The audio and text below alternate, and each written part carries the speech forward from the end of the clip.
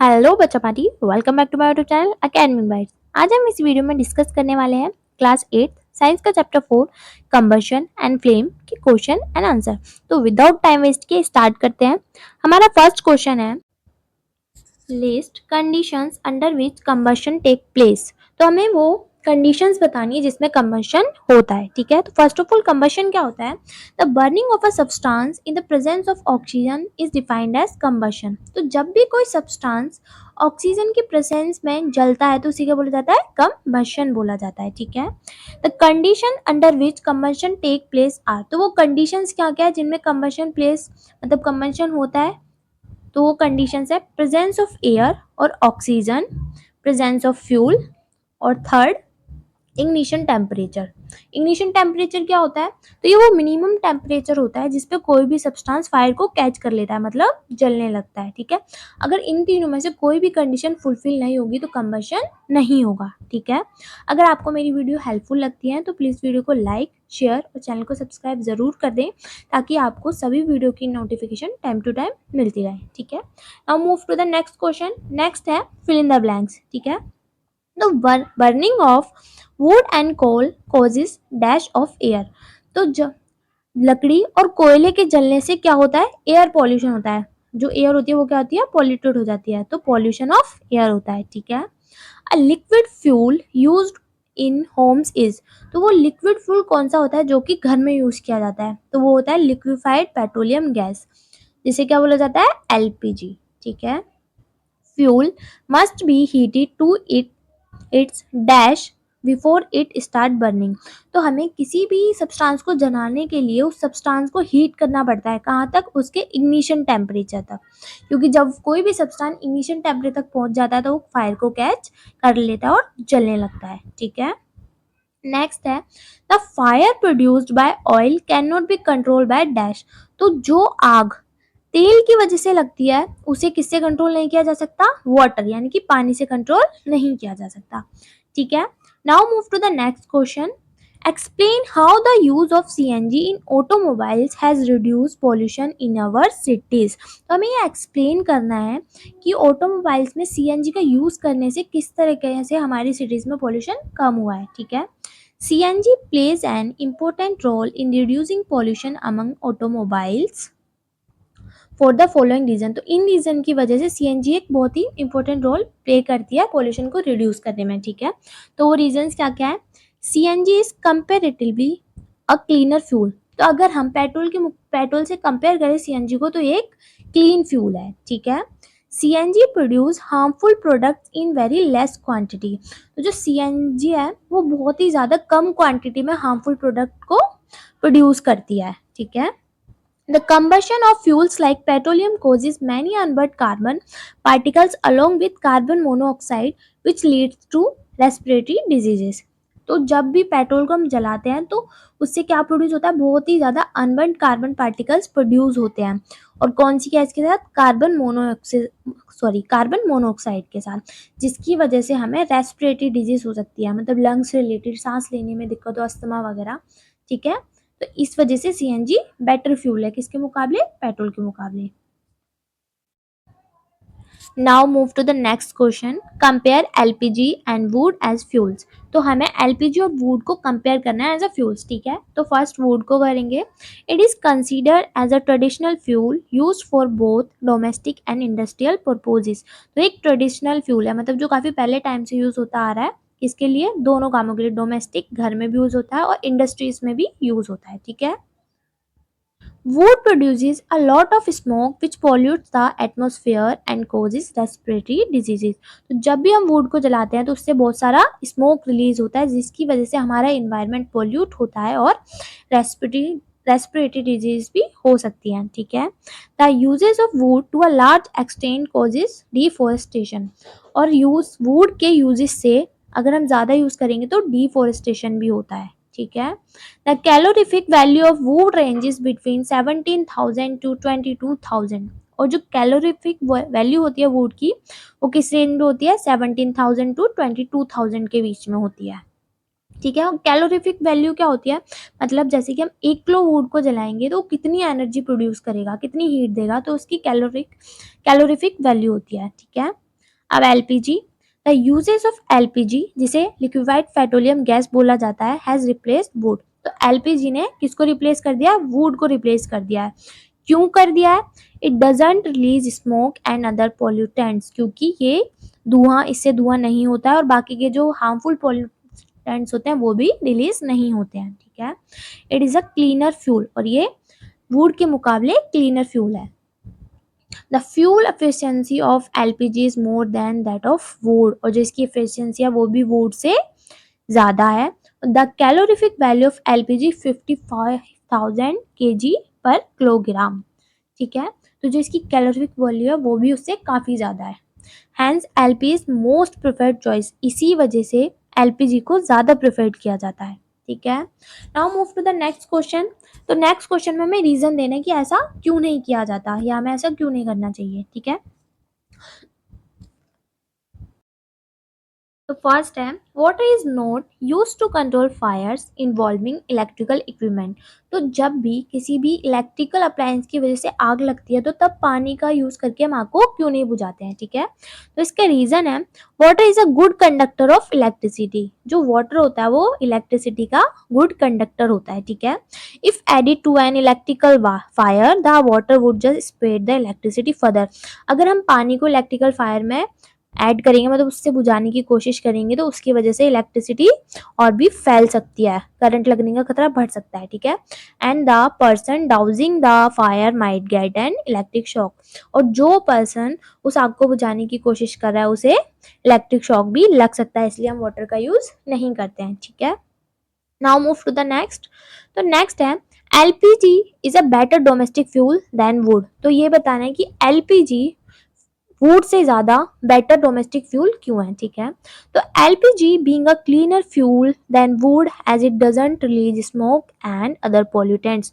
तो एलपीजी एक cleaner fuel है वुड से, क्योंकि ये स्मोक और जो हार्मफुल पॉल्यूटेंट्स होते हैं उन्हें रिलीज नहीं करता है। ठीक है, wood on the other hand releases a lot of smoke and fumes polluting the atmosphere causing pollution and leading to respiratory diseases. जबकि जो वुड है वो बहुत सारा स्मोक प्रोड्यूस करता है और हार्मफुल पॉल्यूटेंट्स को भी रिलीज करता है, जिसकी वजह से हमारा एनवायरनमेंट पॉल्यूट हो जाता है, जिसकी वजह से एयर पॉल्यूशन होता है और जिसकी वजह से रेस्पिरेटरी डिजीज भी हो सकती हैं। ठीक है, hence LPG is a better domestic fuel than wood, इसलिए एलपीजी एक बेटर डोमेस्टिक फ्यूल है वुड से। ठीक है, move to the next. Paper by itself catches fire easily, whereas a piece of paper wrapped around an aluminum pipe does not. तो जब इसमें पूछा गया, अगर हम एक पेपर को डायरेक्टली ऐसे ही जलाने की कोशिश करेंगे तो इजीली फायर को कैच कर लेता है, लेकिन अगर उसी पेपर को हम एक एल्यूमिनियम के पाइप पे रैप कर दे, मतलब लपेट दे, तो वो फायर कैच नहीं करता है। ऐसा क्यों होता है? ठीक है, तो इसका रीजन है, a piece of paper wrapped around an aluminium pipe doesn't catch fire because aluminium being a metal is a good conductor of heat. तो वो फायर कैच क्यों नहीं करता है? क्योंकि एल्यूमिनियम क्या है? एक मेटल है जो कि क्या है? हीट की गुड कंडक्टर है। ठीक है, therefore heat is transferred from the paper to metal. तो वो गुड कंडक्टर है किसकी? हीट की। तो इसलिए जो भी हीट हम पेपर को दे रहे हैं वो सारी कहाँ पे ट्रांसफर हो जा रही है? मेटल में, उस एल्यूमिनियम के पाइप में ट्रांसफर हो जाती है। ठीक है, and the paper doesn't attain it's ignition temperature, और इसी वजह से जो पेपर है उसे वो अपने इग्निशन टेम्परेचर तक हीट हो ही नहीं पाता है, इसलिए वो कैच फायर को कैच नहीं करता है। ठीक है, इग्निशन टेम्परेचर क्या होता है? तो जो minimum temperature at which a substance catches fire, तो ये वो मिनिमम टेम्परेचर होता है जिस पर पहुंचते ही कोई भी सब्सटेंस फायर को इजीली कैच कर लेता है। ठीक है, now move to the next. तो नेक्स्ट क्वेश्चन है, make a label diagram of candle flame. तो एक कैंडल फ्लेम का हमें लेबल डायग्राम बनाना है।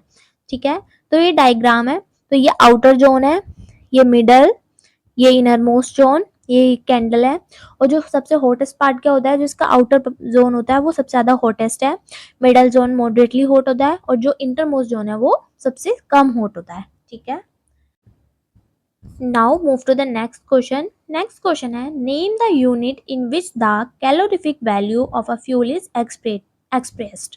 तो उस यूनिट का नाम बताना है जिसमें कैलोरीफिक वैल्यू को एक्सप्रेस्ड किया जाता है, ठीक है। तो कैलोरीफिक वैल्यू क्या होती है? Calorific value is defined as the energy content in the fuel. तो कैलोरी वैल्यू वो होती है उस मतलब कोई भी फ्यूल है उसने कितनी एनर्जी को कंटेन कर रखा है, वो उसकी कैलोरीफिक वैल्यू होती है, ठीक है। इसे किस में एक्सप्रेस किया जाता है? किलो जूल पर किलोग्राम में एक्सप्रेस्ड किया जाता है, ठीक है। जो मैंने यहाँ पे यूनिट के यहाँ पे मेंशन भी किया है, केजे मतलब किलो जूल और केजी मतलब किलोग्राम, ठीक है। Move to the next question. Explain how CO2 is able to control fires. तो हमें ये एक्सप्लेन करना है जो कार्बन डाइऑक्साइड है वो फायर को कंट्रोल करने के लिए कैसे काम करती है, ठीक है। तो इसके रीजन है, first, it is heavier than oxygen and covers the fire like a blanket and cuts of the contact between oxygen and fuel, ठीक है। तो ये किससे हैवी होती है? ऑक्सीजन से ज्यादा हैवी होती है और ये फायर को एक ब्लैंकेट की तरह कवर कर लेती है और जो ऑक्सीजन और फ्यूल के बीच का कांटेक्ट होता है उसे खत्म कर देती है, फिर आग बुझ जाती है। तो हमने फर्स्ट क्वेश्चन में पढ़ा था कि 3 कंडीशन होनी चाहिए तभी कंबशन हो सकता है, ठीक है। अब यहाँ पे ऑक्सीजन और फ्यूल के बीच का कांटेक्ट खत्म हो जाएगा, मतलब ऑक्सीजन नहीं है वहां पर, ठीक है। तो कांटेक्ट खत्म हो गया, एक कंडीशन फुलफिल नहीं हो रही तो फायर अपने आप ही बुझ जाएगी, ठीक है। Second, in cylinder CO2 is capped in the liquid form, when released it expand enormously. तो जो सिलेंडर्स होते हैं उसमें CO2 को कैसे रखा जाता है? लिक्विड फॉर्म में रखा जाता है। जब उसे एकदम से बाहर निकाला जाता है तो वो एकदम से फैल जाती है, गैस के रूप में आ जाती है, मतलब this brings down the temperature of the fuel which helps in controlling the fire. जिसकी वजह से जो फ्यूल का टेम्परेचर है वो काफी कम हो जाता है, मतलब वो जो उसका इग्निशन टेम्परेचर है उससे कम पे आ गया और इसकी वजह से फायर बुझ जाती है, which helps in controlling the fire. Okay, now move to the next question. It is difficult to burn a heap of green leaves but dry leaves catch fire easily, explain. तो जब भी हम हरी पत्तियों के ढेर को जलाते हैं तो वो जलाने में काफी डिफिकल्ट होते हैं, लेकिन जो सूखी पत्तियों का ढेर होता है वो इजीली फायर को कैच कर लेता है। तो ऐसा क्यों होता है, ठीक है। तो इसका रीजन है, a heap of green leaves contain a lot of moisture in it, hence its ignition temperature is high, therefore it does not catch fire easily। तो जो हरी पत्तियों का ढेर होता है उसमें बहुत सारा क्या होता है? मॉइस्चर होता है, इसलिए उसका जो इग्निशन टेम्परेचर होता है वो काफी ज्यादा हाई होता है, इसलिए वो फायर को इजीली कैच नहीं करता है। But dry leaves have no moisture content in them and hence their ignition temperature is low, therefore they catch fire easily। लेकिन जो सूखी पत्तियों का ढेर होता है उसमें कोई भी मॉइस्चर नहीं होता है, जिसकी वजह से उसका जो इग्निशन टेम्परेचर होता है वो लो होता है और वो इजीली फायर को कैच कर लेता है, ठीक है। Now Now move to the next question. Which zone of a flame does a goldsmith use for melting gold and silver and why? तो हमें बताना है कि जो सुनार होता है वो फ्लेम का कौन सा जोन यूज करेगा गोल्ड और सिल्वर को मेल्ट करने के लिए और वो ऐसा क्यों करेगा, ठीक है। A goldsmith mainly uses non-luminous flame which is considered to be the outermost part of the flame। तो जो सुनार होता है वो non-luminous flame यूज करता है जो कि आउटर मोस्ट पार्ट होता है फ्लेम का, ठीक है। This part of the flame is use because the outermost flame undergoes complete combustion. और इस पार्ट का यूज क्यों किया जाता है? क्योंकि जो ये पार्ट होता है आउटर मोस्ट फ्लेम वाला पार्ट वो उसका कंप्लीट कम्बशन हो जाता है and is considered as the hottest part of the flame, और उसे सबसे हॉटेस्ट पार्ट कंसिडर किया जाता है फ्लेम का, ठीक है। Now move to the next question. In an experiment, 4.5 kg of fuel was completely burned. The heat produced was measured to be 1,80,000 kilojoule. Calculate the calorific value of the fuel. तो जब भी एक experiment में 4.5 kg fuel को जब जलाया जाता है तो कितनी हीट प्रोड्यूस करता है? 1,80,000 किलो जूल, ठीक है। तो उससे हमें उस फ्यूल की क्या बतानी है? कैलोरीफिक वैल्यू बतानी है, ठीक है। तो इसमें क्या करेंगे हम? 1,80,000 को अगर हम 4.5 से डिवाइड कर देंगे तो हमारी कैलोरीफिक वैल्यू आ जाएगी, ठीक है। तो heat produce by 4.5 kg fuel, कितनी हीट प्रोड्यूस हुई है? 1,80,000। अगर हमें 1 kg फ्यूल की हीट निकालनी है तो हम क्या करेंगे? उसे डिवाइड कर देंगे 4.5 से, तो हमारा आंसर क्या हो जाएगा? 40,000 kg पर kilogram. And the calorific value of a fuel कितनी हो जाएगी? 40,000, ठीक है। Now move to the next question. Can the process of rusting be called combustion? Discuss. तो हमें ये बताना है क्या हम रस्टिंग के प्रोसेस को कंबशन बोल सकते हैं, ठीक है। तो no, because rusting is an exothermic process as heat is liberated during rusting. तो जो रस्टिंग होता है वो एक एक्सोथर्मिक प्रोसेस होता है जिसमें हीट रिलीज होती है जब रस्टिंग होती है, ठीक है। On the other hand combustion is a chemical process, जबकि कंबशन क्या है, केमिकल प्रोसेस है in which a substance react with oxygen to release energy in the form of heat and light, जिसमें कोई सब्सटेंस किसके साथ रिएक्ट करता है, ऑक्सीजन के साथ रिएक्ट करता है और एनर्जी रिलीज करता है किसकी फॉर्म में, हीट और लाइट की फॉर्म में, ठीक है। Now move to the next question. Abida and Ramesh were doing an experiment in which water was to be heated in a beaker.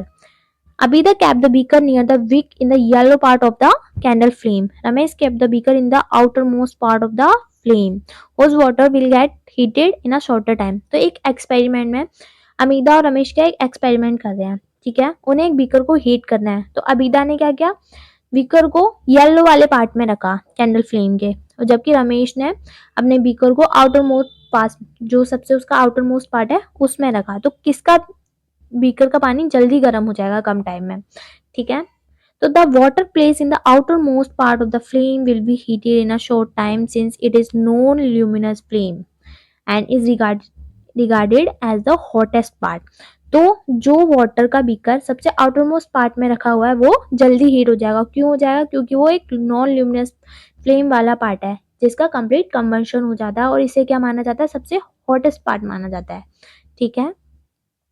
So Ramesh beaker will be heated first. तो outermost part में किसने अपना beaker रखा है, रमेश ने रखा है, तो इसलिए रमेश का बीकर सबसे पहले हीट हो जाएगा, ठीक है। That's it for the video. I hope आपको वीडियो अच्छी लगी होगी और सभी क्वेश्चन के आंसर अच्छे से समझ आए होंगे। अगर वीडियो अच्छी लगी है तो प्लीज़ वीडियो को लाइक, शेयर और चैनल को सब्सक्राइब जरूर कर दें। It will help me a lot.